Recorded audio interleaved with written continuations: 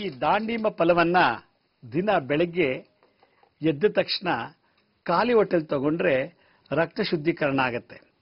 ತಾಮ್ರದ ಜಲ ನೀರು ಹೇಗೆ ಬ್ಲಡ್ನ ಪ್ಯೂರಿಫೈ ಮಾಡುತ್ತೋ, ವಾಟರ್ನ ಪ್ಯೂರಿಫೈ ಮಾಡುತ್ತೋ, ಹಾಗೆ ಈ ದಾಂಡಿಮ ಫಲ ಕೂಡ ರಕ್ತವನ್ನು ಶುದ್ಧಿ ಮಾಡುತ್ತೆ. ಇದರಲ್ಲಿರತಕ್ಕಂಥ ಒಂದು ಕಲರ್, ರೆಡ್ ಕಲರ್, ಕೆಂಪು ವರ್ಣ ಇದೆಯಲ್ಲ, ಆ ವರ್ಣ ಬೇಗ ರಕ್ತಕ್ಕೆ ಹೊಂದಿಕೊಂಡು ಹೇಮೋಗ್ಲೋಬಿನ್ ಕೂಡ ಇಂಪ್ರೂವ್ ಮಾಡುತ್ತೆ ಅಂತ ಶಾಸ್ತ್ರದಲ್ಲಿ ಹೇಳ್ತದೆ. ಇದೆಲ್ಲ ಆಯುರ್ವೇದ ಶಾಸ್ತ್ರ ಮುಂಚೆನೆ ಹೇಳಿದ್ದಾರೆ. ಇದ್ರ ಜೊತೆಗೆ ಇದನ್ನು ದಿನನಿತ್ಯ ತಿಂದಾಗ vitamin C, vitamin B, vitamin K improve ಆಗಿಬಿಡುತ್ತೆ ವಿತಿನ್ 2-3 ಡೇಸ್ನಲ್ಲಿ. ಇದು ದಿನ ತಿಂದ್ರೆ ಕಂಟಿನ್ಯೂಸ್ ಆಗಿ ಇಂಪ್ರೂವ್ ಆಗುತ್ತೆ. ವಾರಕ್ಕೆ ಒಂದ್ಸಲ ಅಥವಾ 2 ಸಲ ತಿಂದ್ರೆ ಒಂದು ವಾರದಲ್ಲೇ vitamin C, vitamin B, vitamin K. ಯಾಕೆಂದ್ರೆ ಮಕರ ಮತ್ತೆ ಕುಂಭರಾಶಿ ವೈಟಮಿನ್ ಸಿ, ಬಿ, ಕೆಗೆ ಹೇಳಿದಂತ ರಾಶಿಗಳು.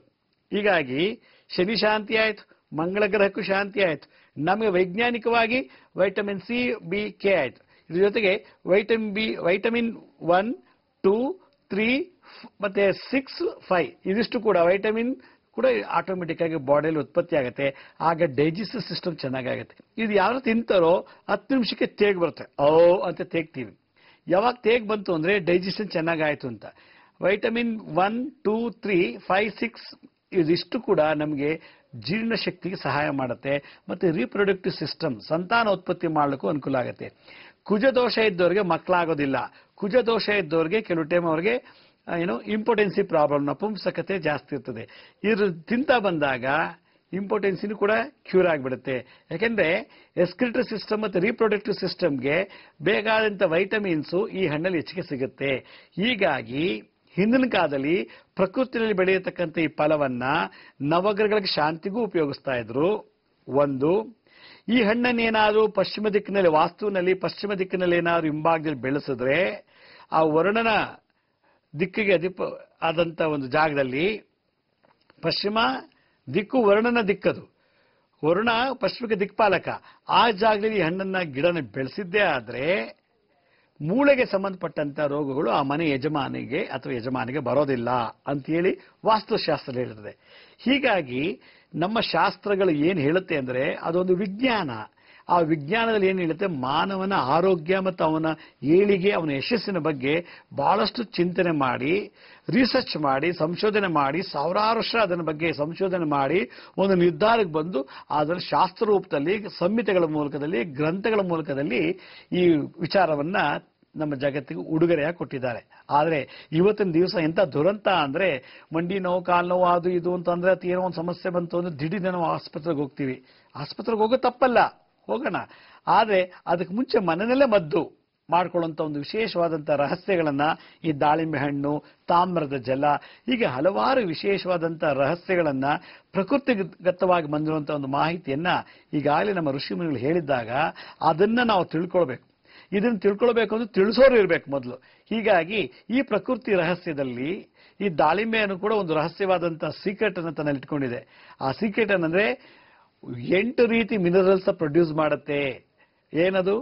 ಒಂದು ಕ್ಯಾಲ್ಸಿಯಂ ಮೂಳೆಗೆ ಬೇಕು, ಐರನ್ ರಕ್ತಕ್ಕೆ ಬೇಕು, ಆಮೇಲೆ ಫಾಸ್ಫರಸ್ ಬೇಕು.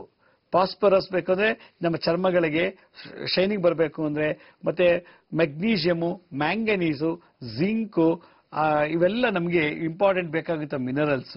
ಇದಿಷ್ಟು ನಮ್ಮ ಬಾಡಿನಲ್ಲಿ ಒಂದೇ ಒಂದು ಹಣ್ಣಲ್ಲಿ ಸಿಗೋದಾಗಿದ್ರೆ ನಾವ್ಯಾಕೆ ಫಾಸ್ಫರಸ್ ಸಂಬಂಧಪಟ್ಟಂತ ಟ್ಯಾಬ್ಲೆಟು, ಕ್ಯಾಲ್ಸಿಯಂ ಬೇಕಾದಂತ ಟ್ಯಾಬ್ಲೆಟು, ಐರನ್ ಕಮ್ಮಿ ಆಯ್ತು ಅಂತೇಳಿ ಅನಿಮಿಯಾ ಬಂತು ಅಂತ ಅದಕ್ಕೆ ಟ್ಯಾಬ್ಲೆಟ್ ತಗೋಬೇಕು?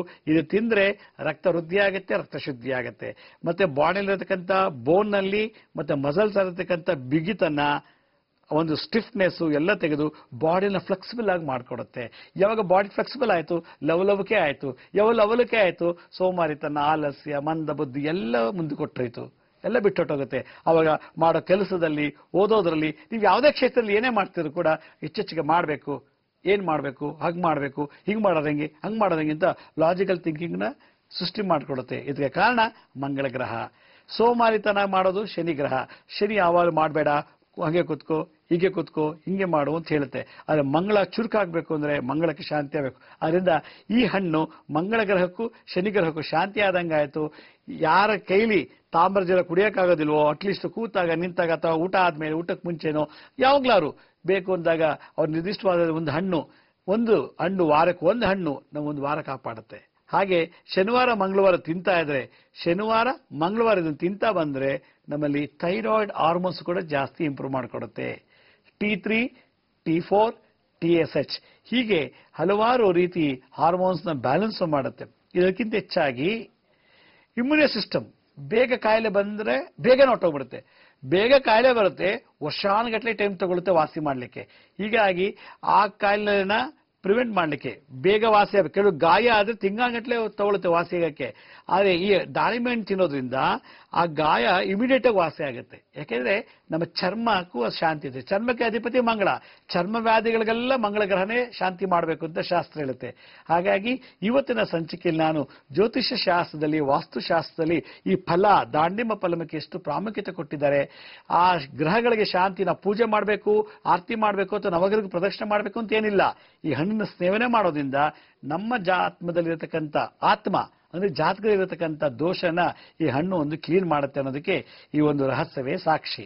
ಯಾರಿಗೆ ಮದುವೆ ಆದರೂ ಕೂಡ ಮಕ್ಕಳಾಗಿಲ್ಲ, ಎಷ್ಟೋ ಜನಕ್ಕೆ ಮದುವೆನೇ ಆಗ್ತಿಲ್ಲ, ಎಷ್ಟೋ ಜನ ಹೆಂಗಸರಿಗೆ ಗರ್ಭಪಾತ ಆಗ್ತಿದೆ, ಎಷ್ಟೋ ಗಂಡಸರಿಗೆ ನಪುಂಸಕತೆ ಅಂದ್ರೆ ಇಂಪಾರ್ಟೆನ್ಸಿ ಪ್ರಾಬ್ಲಮ್ಮು, ಉದ್ಯೋಗ, ವ್ಯವಹಾರ, ವ್ಯಾಪಾರದಲ್ಲಿ, ವಿದ್ಯಾಭ್ಯಾಸದಲ್ಲಿ ಕುಂಠಿತ, ಹೀಗೆ ಹಲವಾರು ಸಮಸ್ಯೆಗಳಿಂದ, ಅದು ಇಲ್ಲದೆ ಚರ್ಮವ್ಯಾಧಿ ರೋಗಗಳಿಂದ ನರಳ್ತಾ ಇದ್ದಾರೆ, ಸೋರಿಯಾಸಿಸ್, ಎನ್ಜಿಮಾ, ಈ ತರ ಹಲವಾರು ಚರ್ಮ ರೋಗಗಳಿಂದ ನರಳ್ತಿರೋರು, ಮಂದಬುದ್ಧಿ ಮತ್ತೆ ಮೆಂಟಲ್ ಡಿಸಾರ್ಡರ್ನೆಸ್, ಅಂಗವಿಕಲಿತ ಮಕ್ಕಳು ಹುಡ್ತಾ ಇದ್ದಾರೆ, ಆ ತರ ದೋಷ ಇರೋರಿಗೆ ಅವ್ರ ಜಾತಕದಲ್ಲಿ ಕಾಳಸರ್ಪ ದೋಷ ಇದೆ ಅಂತ ಅರ್ಥ. ಹೀಗಾಗಿ ಕಾಳಸರ್ಪ ದೋಷ ಇರುವಂತವ್ರಿಗೆ ಶಾಂತಿ ಮಾಡ್ಕೊಳ್ಳೋಕ್ಕೋಸ್ಕರವಾಗಿ ನಾವು ಇದೇ ತಿಂಗಳು ನವೆಂಬರ್ 20ನೇ ತಾರೀಕು ಕೊಡಗಿನಿಂದ ವಿರಾಜಪೇಟೆ ಅಂತ ಒಂದು ಊರಿದೆ. ಆ ವಿರಾಜಪೇಟೆಯಿಂದ ಸುಮಾರು 11 ಕಿಲೋಮೀಟರ್ ದೂರದಲ್ಲಿ ಕಾಕೋಟು ಪರಂಬು ಅನ್ನೋ ಒಂದು ಊರಿನಲ್ಲಿ 12 ಕಾಳಸರ್ಪಗಳ ಒಂದು ಮಹಾಯಾಗವನ್ನು ಮಾಡ್ತಾ ಇದ್ದೀವಿ. ಈ ಕಾರ್ಯಕ್ರಮದಲ್ಲಿ ತಾವೆಲ್ಲರೂ ಭಾಗವಹಿಸಿ, ಇದು ಉಚಿತವಾಗಿ ನಡೆಸುವಂತ ಒಂದು ಕಾರ್ಯಕ್ರಮ. ಇದಕ್ಕೆ ಯಾವುದೇ ರೀತಿ ಶುಲ್ಕ ಇಲ್ಲ. ಈ ಕಾರ್ಯಕ್ರಮದಲ್ಲಿ ನೀವು ಭಾಗವಹಿಸಿದ್ದೇ ಆದ್ರೆ ಕಾಳಸರ್ಪ ದೋಷ, ಕುಜದೋಷ, ಅಂಗಾರಕ ಗ್ರಹ ದೋಷದಿಂದ ನೀವು ನಿವೃತ್ತಿ ಆಗ್ಬೋದು. ಅದರಲ್ಲೂ ವಿಶೇಷವಾಗಿ ಮದುವೆ ಆಗಿಲ್ದಿರುವಂತಹ ಮಕ್ಕಳು, ಮದುವೆ ಆದ್ಮೇಲೂ ಕೂಡ ಮಕ್ಕಳಾಗಿಲ್ಲ ಅನ್ನೋ ದಂಪತಿಗಳಿಗೆ ವಿಶೇಷವಾಗಿ ಈ ಕಾಳಸರ್ಪದಲ್ಲಿ ಭಾಗವಹಿಸಿದ್ದೇ ಆದರೆ ಹಲವಾರು ರೀತಿಯಲ್ಲಿ ಒಂದು ಪರಿಹಾರ ಲಭ್ಯವಾಗುತ್ತೆ.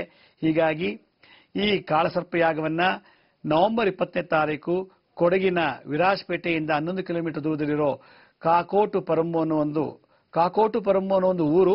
ಅಲ್ಲಿ ಕಾಕೋಟಕ ಸರ್ಪದ ಅಧಿದೇವತೆ ಕಾಕೋಟೇಶ್ವರ ಇದ್ದಾರೆ. ಆ ಸನ್ನಿಧಾನದಲ್ಲಿ ಈ ಒಂದು ಯಾಗವನ್ನು ಮಾಡ್ತಾ ಇದ್ದೀವಿ. ತಾವೆಲ್ಲೂ ಇದಕ್ಕೆ ಹೆಚ್ಚಿನ ಸಂಖ್ಯೆಯಲ್ಲಿ ಭಾಗವಹಿಸಿ ಅಂತ ನಾನು ಕೇಳ್ಕೊಳ್ತಾ ಇದ್ದೀನಿ. ಇದೇ ರೀತಿ ಮುಂದಿನ ಸಂಚಿಕೆಯಲ್ಲಿ ಮತ್ತೊಂದು ಮಾಹಿತಿಯಲ್ಲಿ ತಮ್ಮನ್ನು ಭೇಟಿ ಮಾಡ್ತೀನಿ. ಅಲ್ಲಿವರೆಗೂ ನನ್ನ ನಮಸ್ಕಾರ. ಸಾಯಿರಾಮ್.